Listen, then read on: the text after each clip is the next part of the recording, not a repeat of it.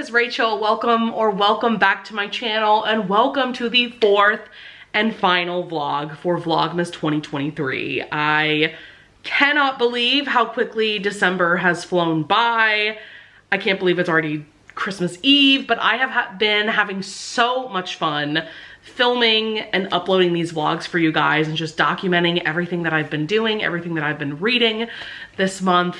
So yeah, let's just kind of get on into a reading update. I had a lot of time to read today, so I did get a lot done, which I'm very, very excited about.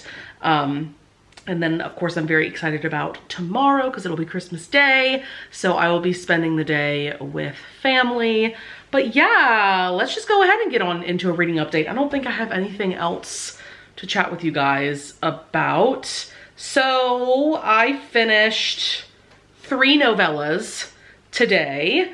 And I also have been working my way through a full-length novel, so I'll get to that in a second. But first thing that I read today was Snowfall by Senlin Yu. You might recognize the author's name because they wrote Manacled, which is like the most iconic Harry Potter fan fiction ever at this point. I have read that fan fiction. I read it like 2 years ago.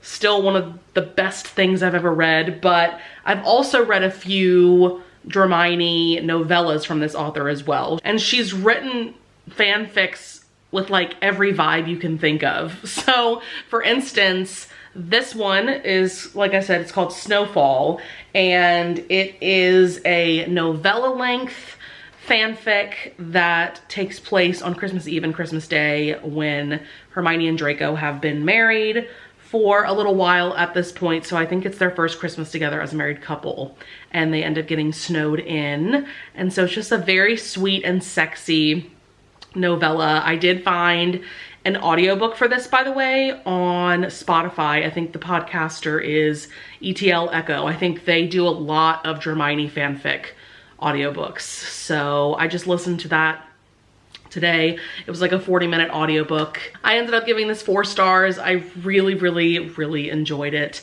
There is another novella length fanfic by Senlin Yu that I would highly recommend. It was called The Seduction, and it was also like a 40-minute audiobook that you can find on Spotify. And this one I really enjoyed as well because it was a scene where Draco was finally confessing his feelings to Hermione. I think they had been working at the ministry together for quite some time, and he's been trying to ask her out, but she's been kind of oblivious about it. And so yeah, this one was really cute and fun and sexy as well. So definitely recommend that. I also read today, I gotta look at the title because it's a long title. This is a new novella by Kimberly Lemming, and y'all just need to know I am a huge fan of Kimberly Lemming. I have read everything that she has written except the last book in her Mead Mishap series, which is her fantasy romance series. So this was What's a Girl Gotta Do to Get on the Naughty List. She released this very recently, and I downloaded it immediately because I adore Kimberly Lemming's writing style. I love her sense of humor. I love her writing. Her romances are like the perfect balance of funny and sexy. And this, as you can probably tell by the title, is a romance between our main character, what's her name? Daphne. It's a romance between Daphne and Krampus, the Christmas demon monster dude Krampus. And this one just has a funny setup because he shows up to her apartment about to punish her because she's on the naughty list, but she's able to explain to him that she really doesn't deserve to be on the naughty list. And so they start a really fun, sexy relationship with each other. And yeah, it was just a fun time. I gave this 5 stars. I loved it. Like, Kimberly Lemming can truly do no wrong in my eyes. I love her books so much. Then I also just finished The Taming of the Scrooge by Cassie Mint. As you can tell, this is a Christmas romance novella.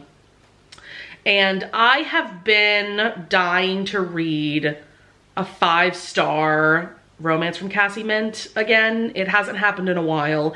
And this unfortunately wasn't a 5-star either. However, this was a very, very strong 4-star read, like bordering on like a 4.5. I really, really enjoyed this. This one is about Noelle and Reed. Reed is a Scrooge. He hates all things Christmas. It's an office romance. He is a lawyer. She is his assistant. They end up getting snowed in together, and there's only one bed at this inn that they are stuck at for the night. And they both have had feelings for each other for a very long time, but you know, they didn't know how to express those feelings.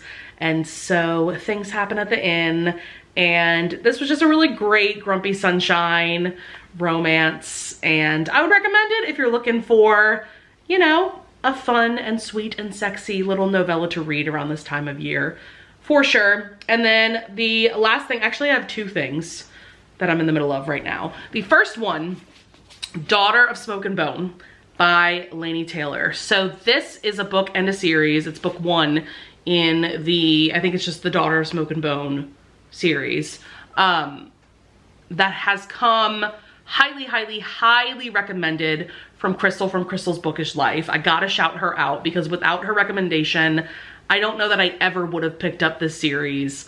I had heard about this series before because I've read Laini Taylor's Strange the Dreamer duology, but yeah, I just, for whatever reason, wasn't really interested in this series. But Crystal did a vlog like way back, I want to say it was like March or April of this year, where she was rereading at least this first book of the series and just raving and raving and raving about how amazing this story is and about how incredible the romance is in particular. And so I was hooked, and I put this on my TBR, and I bought the box set of the new paperbacks that they came out with recently. I love these newer covers. The original covers are very much a product of their time, because I think this series originally came out around like 2011, and those covers look like 2011, and not in a good way necessarily, but these covers are everything. We have Karou. She is a human, as far as we know.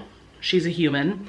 And she has been raised by this chimera named Brimstone. And for most of her life, she's been running errands for Brimstone. Essentially, the apartment that he lives in is like a portal. It can like transport to different parts of the world wherever Brimstone needs her to be. And so she's able to run these errands. Specifically, she picks up different kinds of teeth for him, and we have no idea what he does with these teeth. But another part of this story, so now she's 17, living in Prague. She's an art student, and there's this angel named Akiva who has shown up.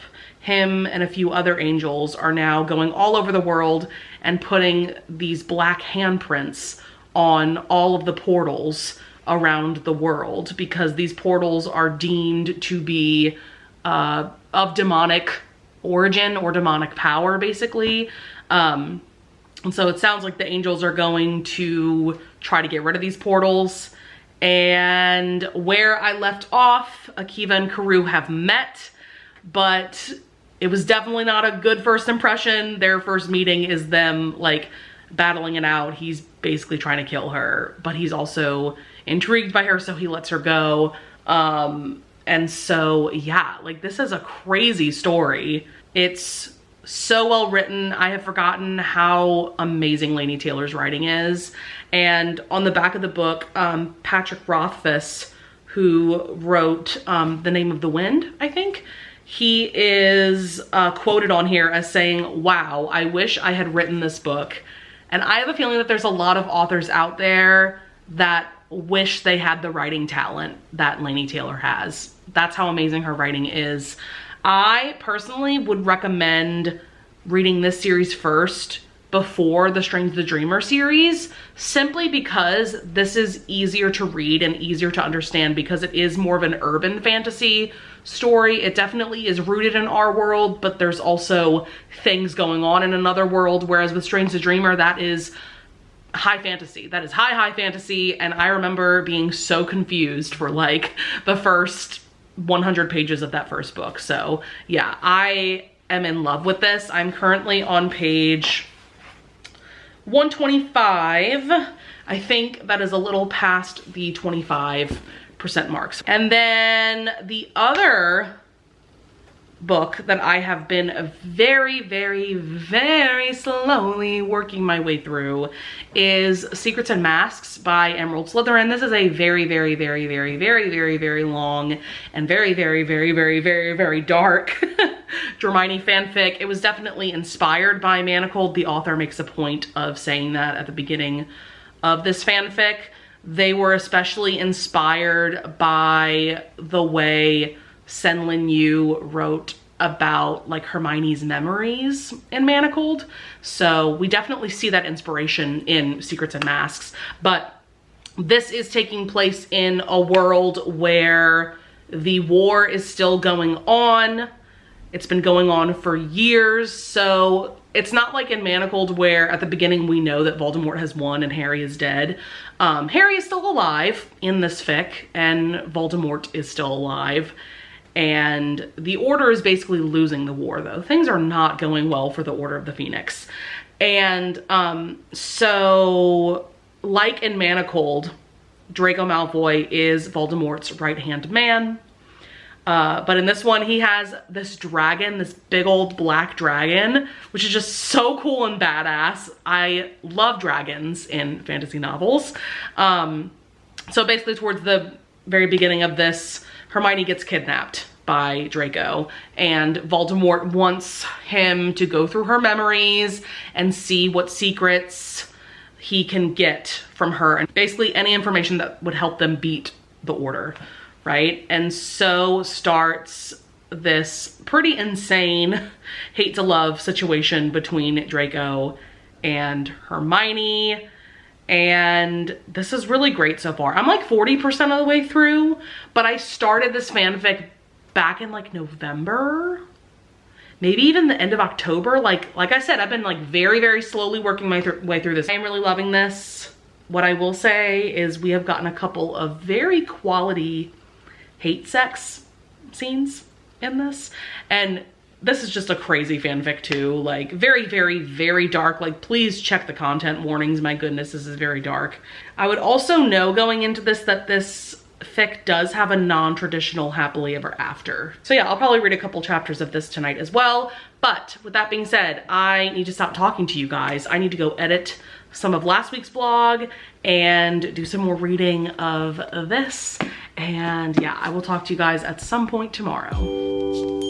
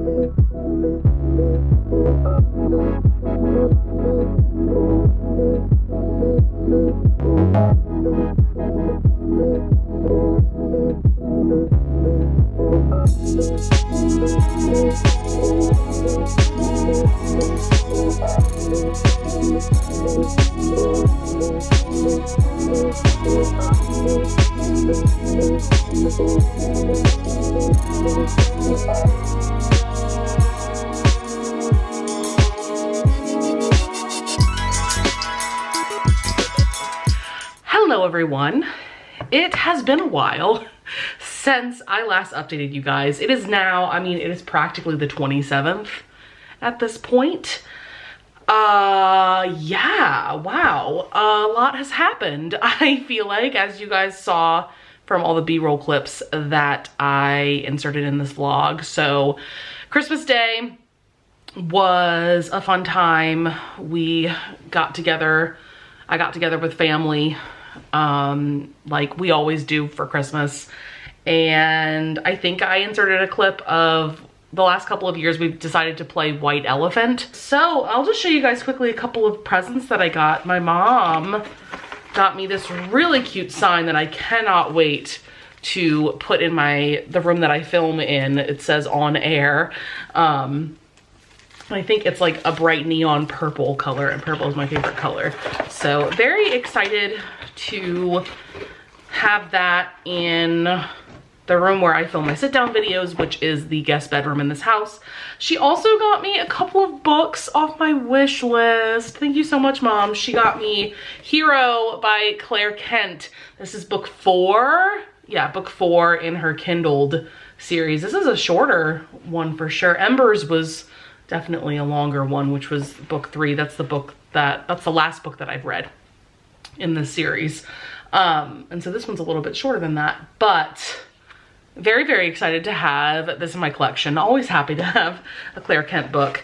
And then she also got me In a Jam by Kate Canterbury. This is a contemporary romance that has been on my TBR for a very long time at this point. And it is a marriage of convenience. Let's see, it says, she's the one who got away. She just doesn't know it. And let's see, when Shay's step-grandmother died, she left Shay a tulip farm under 2 conditions. First, Shay has to move home to the small town of Friendship, Rhode Island. This is sounding more and more like a Hallmark movie. Second, and most problematic, since her fiance just called off the wedding, Shay must be married within 1 year. Noah Barden loved Shay Zucconi back in high school. Not that he ever told her. He was too shy, too awkward. A lifetime later, Noah is a single dad to his niece and has his hands full running the family business.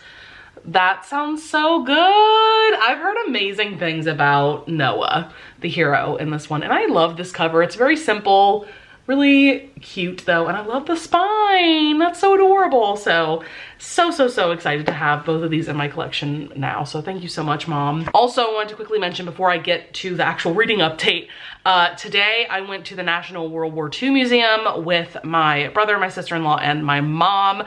I have been to this museum a couple of times before, but there was a new exhibit, like a new building on the campus that recently opened. And so we checked that out for sure. Y'all, if you are coming to New Orleans, you have to go to the National World War II Museum. I very recently found out that apparently it is like the World War II museum of the United States, which is just crazy that it's in New Orleans, but I don't know, it just kind of worked out that way. It is a spectacular museum.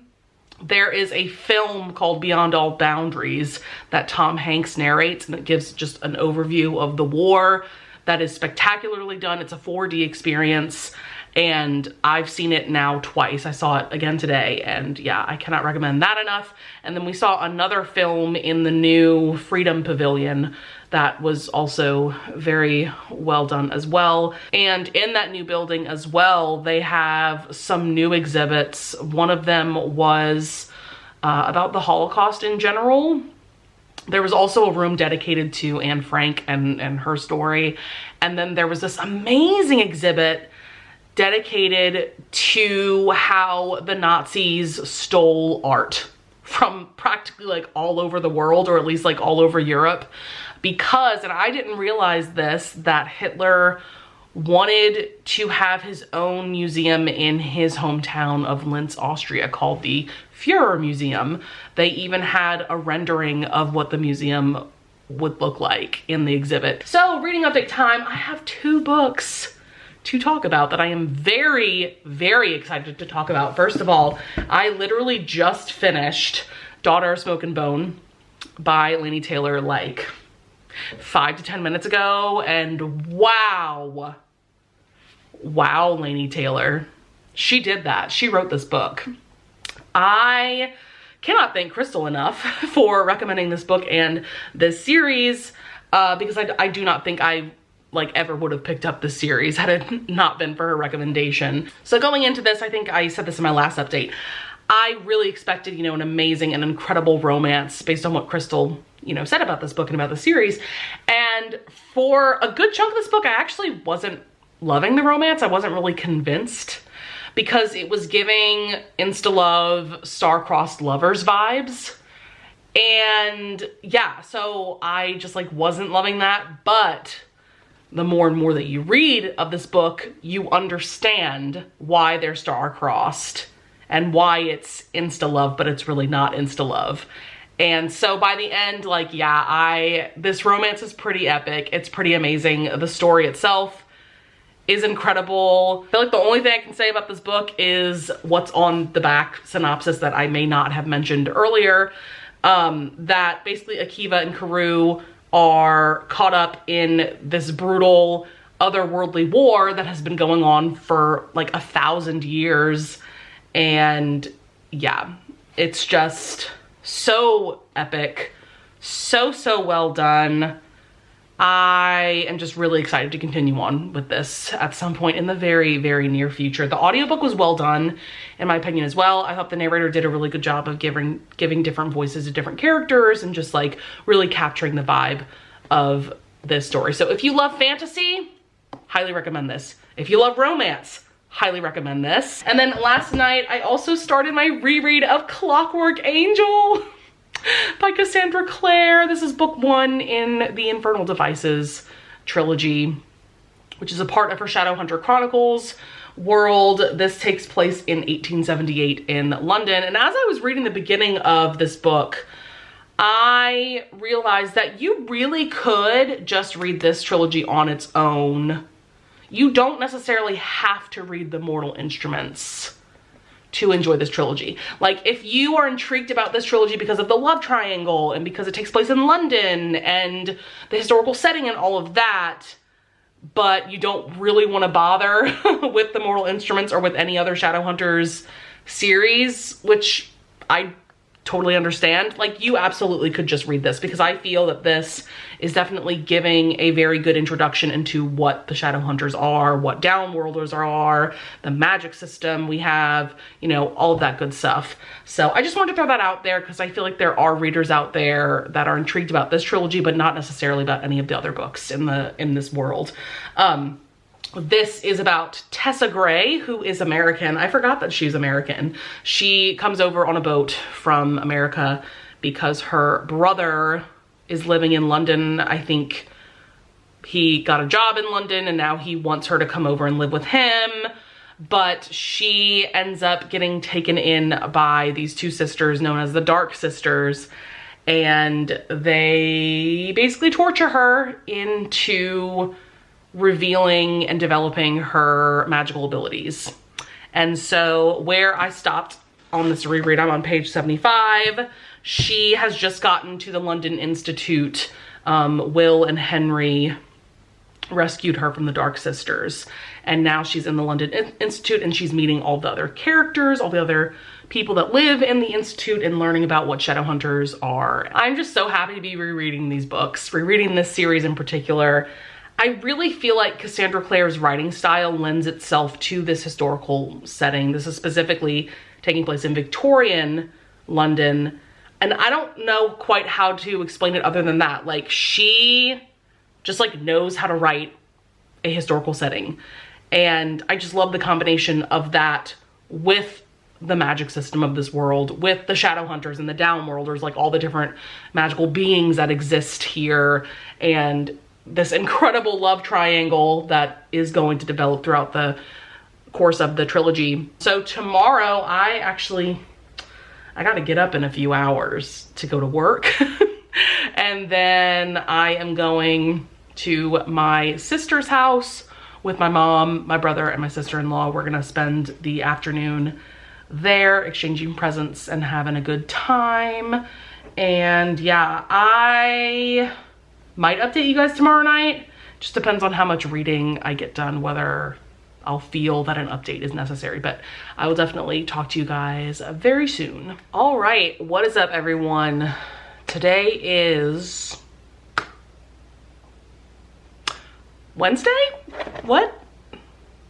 Nope, Thursday. This is what happens in the week between Christmas and New Year's. Who knows what day of the week it is, but it's Thursday. I mean, technically pretty much Friday, because you guys know me, I'm a night owl. I'm always staying up late reading, and that's when I typically do these updates.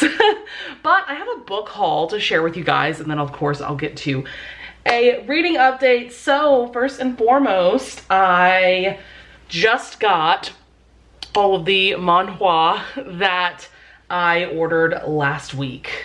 And I'm so excited to show you guys these covers. Okay, so first I got the rest of the volumes of Villains Are Destined to Die that are currently out. So I actually just finished reading volume 2. I think you guys saw in, I think it was last week's vlog, that I am obsessed with the series. Like volume 1, I like could not stop thinking about it after I read it.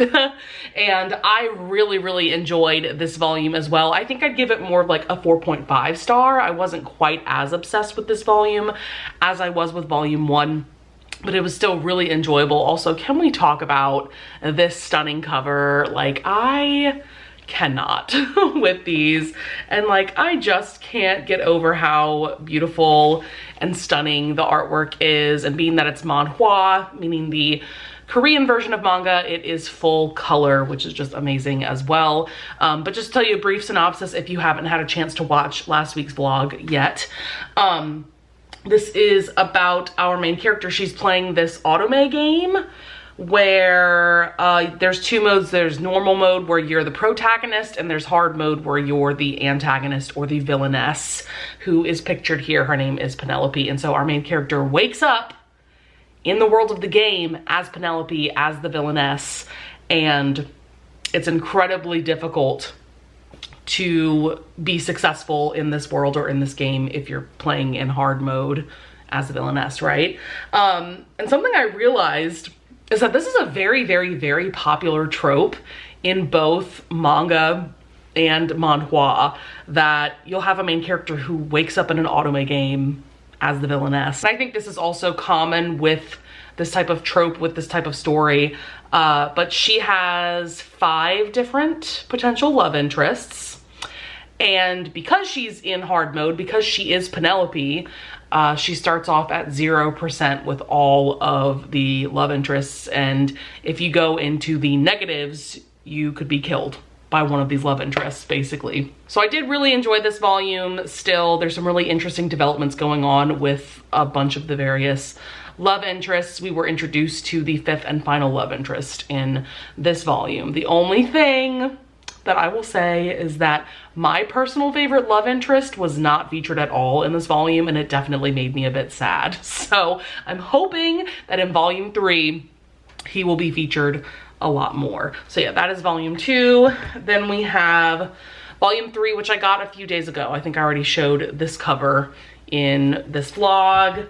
Then I got volume 4. I love this cover. She is looking like a badass. And that's my favorite, that's my personal favorite love interest right there. He's like kind of the villain of the story, and I'm obsessed with him.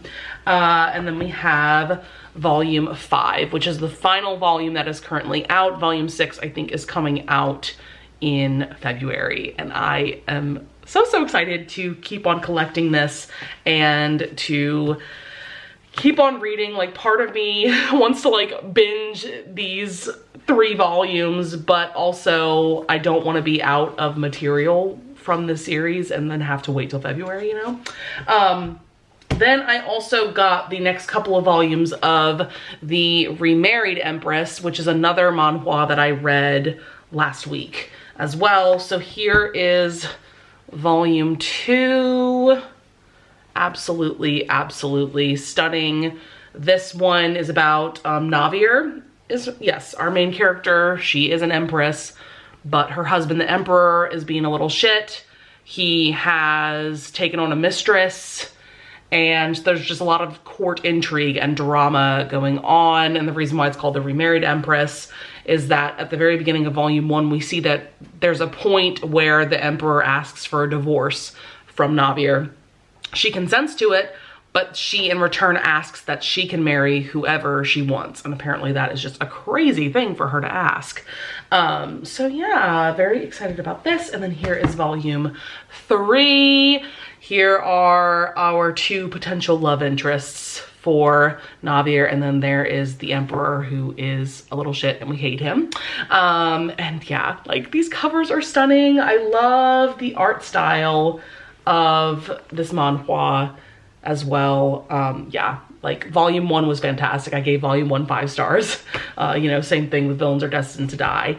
And so I'm very, very excited to continue on with this at some point. And then I also got, this is a manga, volume 1 of The Villainess and the Demon Knight. I am very intrigued by this trope now, like I said. So, and as you can see, it is shrink wrapped, which tells you that it is a steamy manga, a spicy manga. And the publisher is Steamship. They're known for publishing steamy mangas for sure. This one's about Cecilia. She realizes she's been reincarnated into an otome game as the villainess. What's worse, she can't seem to change her fate. Now her engagement is broken off. The heroine is harassing her and she's forced to work in a brothel where her very first customer turns out to be the debauched leader of the Imperial Guard, Lucas Herbst. And that must be him pictured here. Very intrigued by this. I might pick it up soon, but I also just kind of want to continue with the series that I've already started, like Remarried Empress and Villains Are Destined to Die. So, oh, and then I have 2 more books to show you guys. I got my December book of the month box, like, honestly a week or 2 ago, and I just haven't shown you guys what books I got.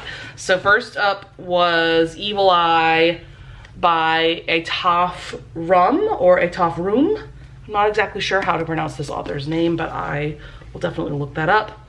This one is, let's see, a striking exploration of the world of a Palestinian-American woman, the meaning of a fulfilling life, and the ways our unresolved past affects our present. I have heard incredible things about this book, and I feel like it's very timely to read a book about this subject matter given what is going on in the Middle East right now. So I'm very much looking forward to this for sure. And then I jumped on this book as an add-on when I saw that this was being added to Book of the Month. I had to get Butcher and Blackbird by Brynn Weaver. This is an indie romance, as far as I know. So I was very shocked to see that Book of the Month picked this up. But this is a romance between 2 serial killers, right? And I think they're kind of in some type of like competition with each other, like they're rivals, but they also fall for each other. I've heard incredible things about the audiobook. I definitely will be getting the audiobook at some point. So now for a reading update. Like I said, I read volume 2 of Villains Are Destined to Die. I just finished that like a few minutes ago, but I also finished earlier this evening Clockwork Angel by Cassandra Clare, book 1 in her Infernal Devices trilogy. I enjoyed this reread so much, especially knowing what I know now of how this trilogy ends. I can see the foreshadowing, and it's honestly devastating because of everything that happens in Clockwork Princess in particular. If you have read this series, like, if you know, you know, right? And yeah, like, this is just such a cool story. I love the London setting. I love these characters. I definitely have more of an emotional attachment to this cast of characters than the characters of the Mortal Instruments. And also random, but the Clockwork creatures that are in this series, the Clockwork Army, oh my god, they are creepy as hell. I forgot how creepy they are. But yeah, I'm very much looking forward to reading Clockwork Prince, which is book 2, probably at some point in January. I'm thinking of making a video about series that I've started recently, because I realized that I've been reading a lot of first books in a series, like especially throughout December. So I'm thinking of making a video, you know, talking about all of those series that I want to continue, but then I'm also thinking about filming a vlog in January where I read the second book in a lot of these series that I started, and, you know, just giving my thoughts, because I am just obsessed with reading series right now. I'm obsessed with reading fantasy right now. So I'm definitely in the mood to make videos like that. And who knows, maybe my reread of Clockwork Prince would be featured in that. So I think for the rest of the night, I might start Once Upon a Broken Heart by Stephanie Garber. I'm very intrigued about this series. Very, very intrigued. Yeah, I just want to see what the fuss is all about. I'm just very curious. It sounds like a series that's going to be right up my alley and something that I'm definitely in the mood for at the moment. I need to plan out all of my like favorite books of the year videos. I don't even know if I want to separate them into separate videos anymore, or if I just want to make one video of just a top 10. I need to give that some thought. I need to brainstorm. So yeah, I will talk to you guys at some point tomorrow. Hey guys, today is Saturday? Yeah, today is Saturday.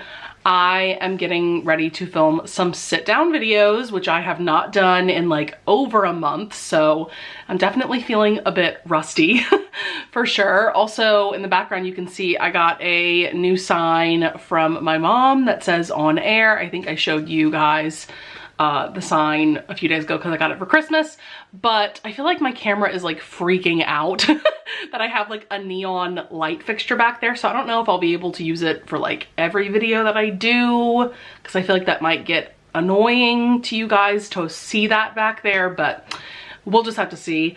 So yeah, I'm about to film my top 10 books of the year, and then I'm about to film series that I've started recently that I cannot wait to continue. So very excited to film those tonight. But also I have some books to update you guys on. Last night I read the entirety of The Duke Deal by Valerie Bowman. This was our group pick for the Blushing Blue Stocking Society, which is a historical romance book club that I run with my good friend Lisa from Remarkably Lisa. We actually just had our live show discussion for this book a couple of hours ago, but I really enjoyed this. It's a novella. The audiobook was 5 hours. I like flew through this last night, really had a fun time with it. This one is a Christmas historical romance that is marriage and trouble, and if you know nothing about me, just know that the marriage and trouble trope is one of my favorites ever. I absolutely adore it. Marriage and trouble and second chance romance, like those are some of my absolute top favorite romance tropes. This one is about Victoria and Sebastian. They have been estranged for the past couple of years. Basically, Victoria thinks that Sebastian cheated on her, but in actuality he did. I really enjoyed this. I thought the pacing was fantastic. I really liked how this story was told, like the direction the plot went in. I also really enjoyed the family that we have going on. This is book one in a historical romance series. I think the family is called the Westmorlands or something. I mean, it's on the cover here. I can't remember what their name is. And so the catalyst for this whole story is that Victoria's grandfather is on his deathbed and he wants to spend his last Christmas with his whole family, and that includes Victoria's husband, Sebastian. And so Victoria has to convince him to go to her family's estate with her, and so he does, but they have to like strike a deal in order for him to agree to it. But Sebastian is also like very teasing and flirtatious. I love how he gets under Victoria's skin, but also he has been in love with her this whole time. He definitely has been hurting because of their estrangement as well. And yeah, I really enjoyed this. I think I gave it like 4.5 stars. I really liked it. Like I said, the pacing was really great. That was probably the main reason why I loved this so much. Like, it just never dragged. I feel like it was the perfect length to tell their story because we still got flashbacks in terms of seeing them actually fall for each other and seeing them get married. You know, kind of everything leading up to their breakup, essentially. Also, last night I read the entirety of volume 6 of Imakoi, which is a YA romance manga series, or a shoujo romance manga. This one is about Yagyu and Satomi. In the first few volumes of the series, they start dating and they get together. And in this volume, we're seeing that we're kind of stepping away from their story and we're gonna focus more on their friends that are about to start dating and get together. So this was just really adorable. I gave this one 4 stars. I think I've decided to put this series down for now. I feel like I got everything that I wanted out of this series. The first few volumes I was absolutely obsessed with, and I couldn't get enough of this couple and their story because it's just such a sweet and adorable romance. But as the series has gone along, it's just turning into kind of slice of life, and while that is all well and good and everything, I'm just like not obsessed enough with this cast of characters to keep going on in the series. But I would still highly recommend it if you are looking to get into like YA romance mangas in particular. I think that it's a really great one to check out. Then last night I also started volume 2 of The Remarried Empress, and it's just a good story that keeps me engaged and I want to keep reading. So I'll definitely finish this at some point tonight, but I really only read like the first 20 pages or so last night. And then also late last night I started Once Upon a Broken Heart by Stephanie Garber. I am on page 125, and I would say that's probably about 30% of the way through. I'm really enjoying this so far.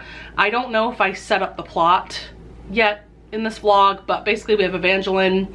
She is heartbroken because the love of her life is about to marry her stepsister, and so she goes to Jax, who is he the Prince of Hearts?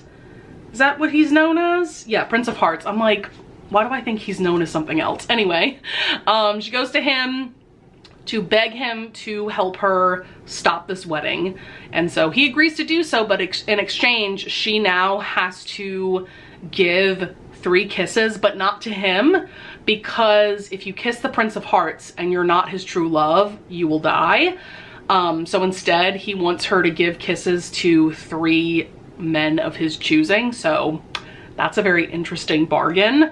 And things go on from there. Things get crazy, like very quickly in this book. And so now Evangeline finds herself in the Magnificent North, which is a different part of the world that this takes place in. She is attending this ball called Nocte Neverending, where this prince named Apollo is looking for a bride, and the ball will not end until he finds his bride. And so things are getting very interesting and very intriguing. I really enjoy the world that this takes place in. It's very whimsical. It kind of gives me a vibe of Wonderland, like Alice in Wonderland. And this story is giving me vibes of Heartless by Marissa Meyer, which took place in Wonderland. That is the villain origin story of the Queen of Hearts.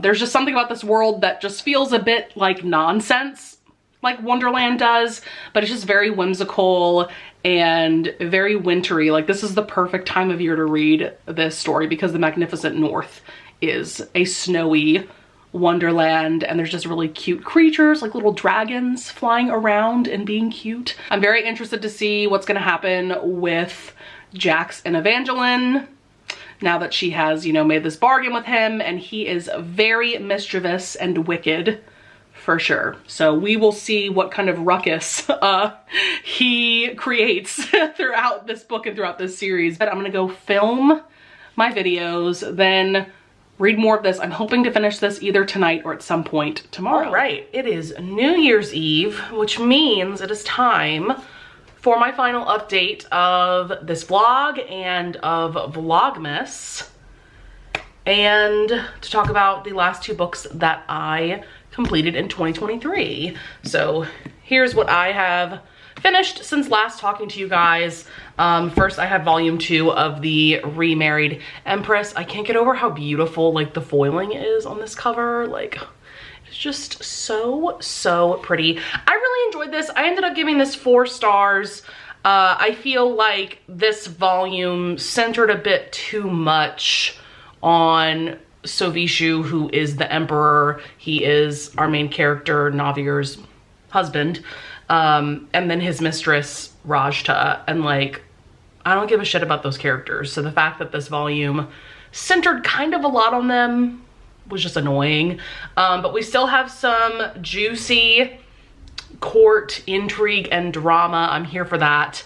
I love the art style of this series. This is on Webtoons, if I'm not mistaken, and I think Villains Are Destined to Die, which is the other manhwa series that you all know I've been obsessed with. I think that's either on Webtoons or another like online site where you can read like comics and manga and things, just in case you all were curious. Just a little while ago, I finished Once Upon a Broken Heart by Stephanie Garber. I ended up giving this 4 stars.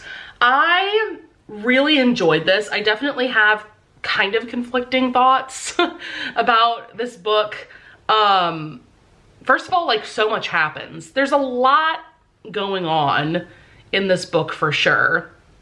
So I feel like if you have ADD or you have a short attention span, like, read this, because you couldn't possibly be bored. Like, there is so much happening with Evangeline and Jax, our 2 major characters, and I couldn't have possibly predicted where the plot was going to go while I was reading this. I really liked Stephanie Garber's writing style. I really felt that it brought the whimsy and the fairy tale feeling of this story to life. So I really did enjoy that.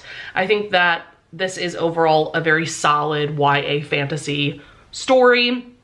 In terms of our 2 major characters, Evangeline and Jax, I'm a little conflicted about them because I feel like, yes, a lot happened, especially to Evangeline, and Jax is sort of the mastermind behind a lot of what's going on, either to Evangeline or to other characters, but I don't feel like we got a lot of character development for either Evangeline or Jax.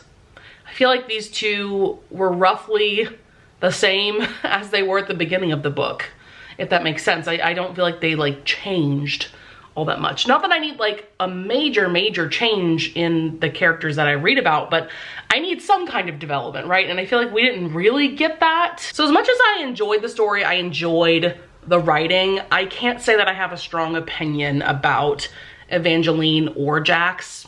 Like, they were fine characters to follow. I really don't have much more to say than that. I definitely expected more inklings of their romance in this first book. Granted, it's a trilogy. We have 2 more books to go. We have 2 more books to develop their romance. But I expected more. Like, we did get inklings. Like, there were moments of, like, sexual tension. Other than that, like, we really don't get much. And like I said, these 2 characters don't change much throughout this story. So I'm curious to see what's going to happen in the other 2 books. But I'm also not like dying to read the next book either. I'm sure I'll pick up book 2 at some point in the next couple of months though. But so yeah, I really liked it, but I wouldn't say it's a book that you need to pick up ASAP. It was just overall a good time. So that is going to be it for this Vlogmas week 4 reading vlog and for Vlogmas 2023. I hope that you guys enjoyed this vlog, and if you tuned into any of my other vlogs throughout this month, I hope that you enjoyed those as well. I would love it if you would leave a comment down below if you want to discuss any of the books that I brought up in this video or in any of my Vlogmas vlogs. I always love having discussions with you guys in the comments. I would also love it if you would leave a like and subscribe, and I thank you so much in advance if you do. And with all of that being said, I will see you guys in the next video. Bye!